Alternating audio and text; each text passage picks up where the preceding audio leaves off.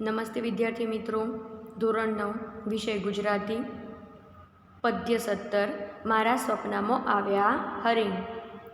કવિનું નામ છે રમેશ પારેખ. કાવ્ય આપણે જોયું વિદ્યાર્થી મિત્રો, કાવ્યનો પરિચય આપણે મેળવ્યો. હવે આપણે પ્રશ્નોત્તરી કરીશું.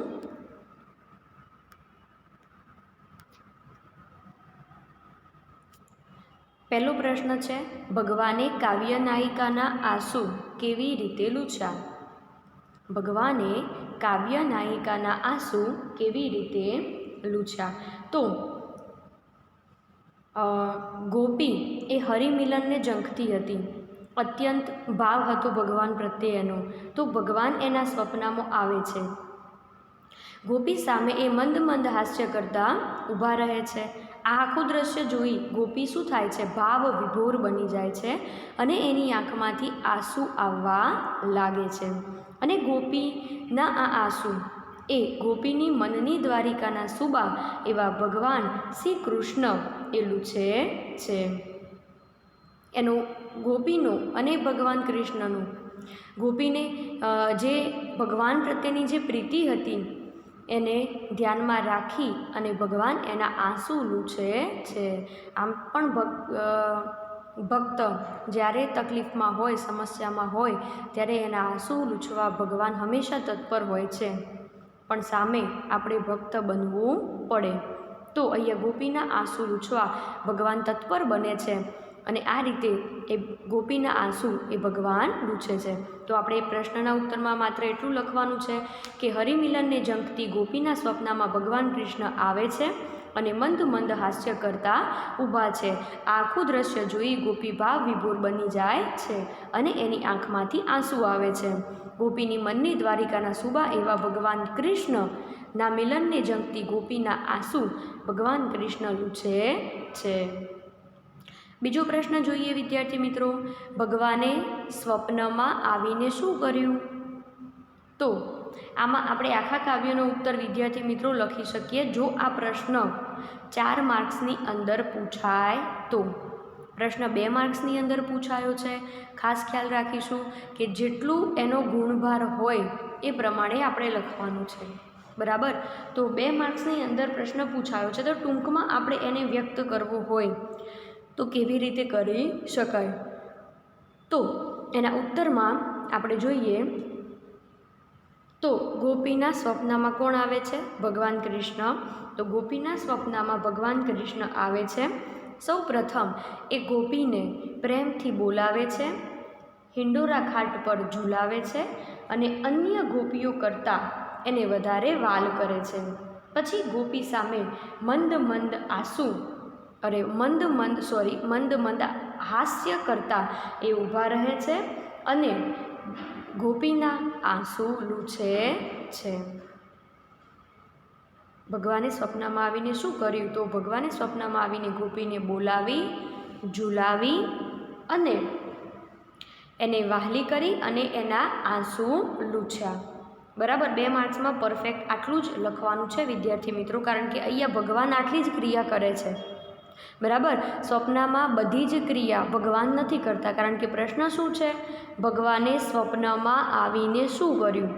ભગવાને આટલું જ કર્યું છે, બરાબર?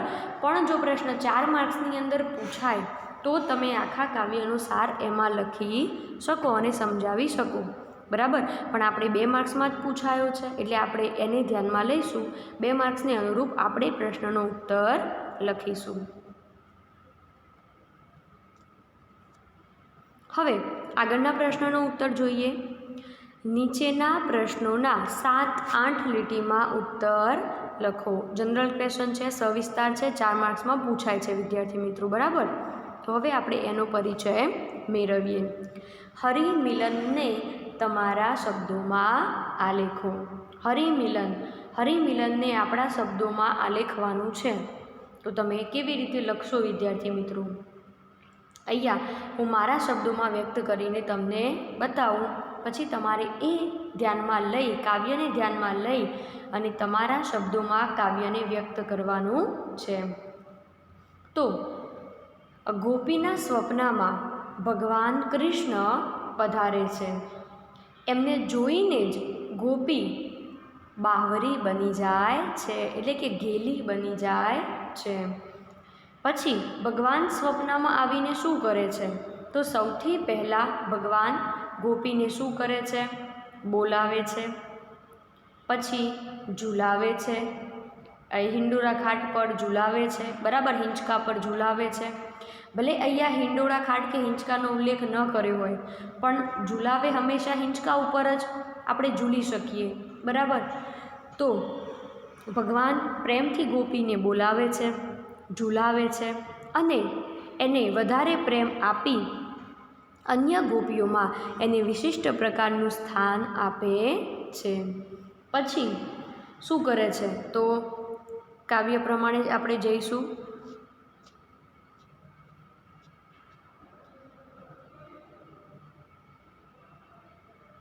અહીંયા પછી ભગવાન કૃષ્ણ મંદ મંદ હાસ્ય કરતા ગોપીની સામે આવીને ઊભા રહે છે. એ પછી ગોપી એમને પોતાની મનની દ્વારિકાના સુબા કહી પોતાના દિલની, પોતાના હૃદયની વાત કરે છે કે તમે દ્વારિકાના તો રાજા છો જ, પણ તમે મારા મનની દ્વારિકાના સુબા કોણ છે? તમે જ છો. પછી આખું દ્રશ્ય જોઈ અને ગોપી ભાવ વિભોર, અત્યંત વધારે ભાવ વિભોર બને છે અને એની આંખમાંથી આંસુ આવવા લાગે છે. અને પછી એના આંસુ એ ભગવાન કૃષ્ણ લૂછે છે. ભગવાન કૃષ્ણ એના આંસુ લૂછે છે અને પછી એ ગોપી એ કંસાર બનાવવા માટે આ પ્રસંગ એ ગોપીના જીવનમાં કોઈ અવસરથી કમ નથી. બહુ મોટો પ્રસંગ આવ્યો છે ગોપીના ઘરે, એટલે આનંદમાં ને આનંદમાં એ કંસાર બનાવવા માટે આંધણ મૂકે છે અને એ કંસાર બનવા માટે પાણી ગરમ થાય છે અને એ આંધણમાં ગોપી કહે છે કે મેં મારો સંસાર રેડી દીધો, મેં મારો સંસાર જ એની અંદર રેડી દીધો. પછી અંતે એનું આત્મસમર્પણ જોઈ અને ભગવાન કૃષ્ણ કહે છે, હરિ બોલ્યા, અરે બાવરી કહી અને હરિ બોલી ઉઠે છે. એટલે કે ભગવાન એના પ્રેમનો સ્વીકાર કરે છે. હવે આપણે છેલ્લો પ્રશ્ન જોઈશું. આધણ મેલ્યા તા કરવા કંસાર, આધણ મેલ્યા તા કરવા કંસાર, એમાં ઓરી દીધો મેં સંસાર, હરિ બોલ્યા અરે બાવરી. આ કાવ્ય પંક્તિને વિદ્યાર્થી મિત્રો આપણે સમજાવવાની છે. તો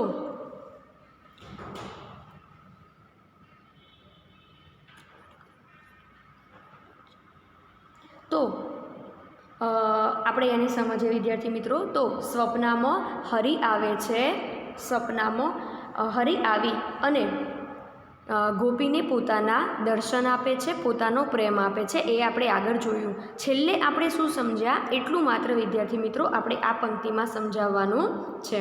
તો હરિ આવે છે એ અવસર એ ગોપી માટે કેવો છે? મંગલમય પ્રસંગ છે, એના માટે બહુ મોટો ઉત્સવ છે.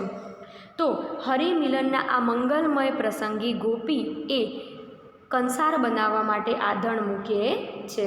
પરંતુ હરિના પ્રેમમાં ભાવ વિભોર બની ગયેલી ગોપી ત્યાં લોટની જગ્યાએ પોતાનો સંસાર આખો ભગવાનને અર્પિત કરી દે છે. એ ગોપીની સમર્પણ ભાવના જોઈ અને ભગવાનના મુખેથી શબ્દોનો ઉચ્ચાર થાય છે, અરે બાવરી. એને જે પોતાનો આખો સંસાર તન મન બધું જ જે ભગવાનને સમર્પિત કર્યું છે, તો એનો સ્વીકાર ભગવાન કરે છે અને કહે છે અરે બાવરી. તો આ રીતે આપણે કાવ્ય પંક્તિ સમજાવવાની છે વિદ્યાર્થી મિત્રો. બધા જ ઉત્તર તમારે નોટબુકમાં લખવાના છે, બરાબર. અગાઉ પણ કહ્યું હતું કે કવિ લેખક પરિચય જે તમે રોજ રેગ્યુલર લખો છો એ જ પ્રમાણે તમારે લખવાનું છે.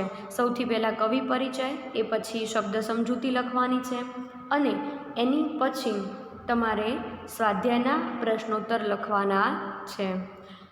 કાવ્ય એકદમ સરસ મજાનું છે વિદ્યાર્થી મિત્રો અને બહુ જ સરળ છે, બરાબર. તો આપણને પરીક્ષામાં સરળતાથી આમાં આવડે એમ છે, તો વધારે ધ્યાન આપી આપણે એને પરફેક્ટલી તૈયાર કરીશું. કવિ પરિચયમાં કવિની કેટલીક મહત્ત્વની કૃતિઓ છે એ ધ્યાનમાં રાખવાની, કારણ કે રમેશ પારેખ એ બહુ ખ્યાતનામ છે ગુજરાતી સાહિત્યમાં, બરાબર. તો તમારે ભવિષ્યમાં પણ એ કવિ પરિચયમાંથી તમને ઘણું બધું પ્રાપ્ત થશે, એટલે એને પણ આપણે ધ્યાનમાં ખાસ લઈશું.